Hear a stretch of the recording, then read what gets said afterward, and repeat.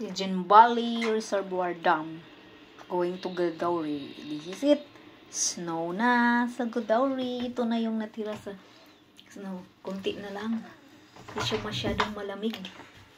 Hindi nga na kami nag-jacket niyan. At saka nag-cap. Kasi hindi na masyadong malamig. Ayan.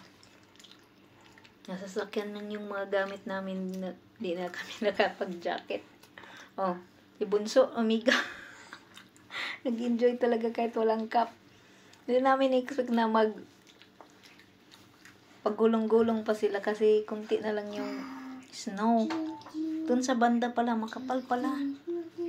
Na-stuck yung shoes mo pag makapal. Talagang nag-enjoy ang mga batuta dyan. Ayan. First time namin sa kinuha yung gloves ng daddy nila.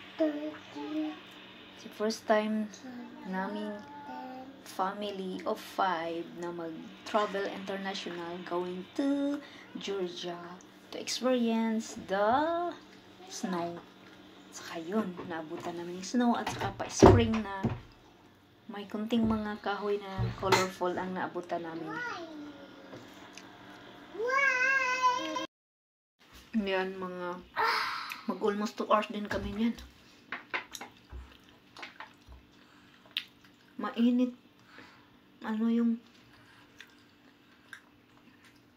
sun yan, bright. Pero, hindi masakit sa hindi nararamdaman na yung init. Kasi malamig-lamig nga.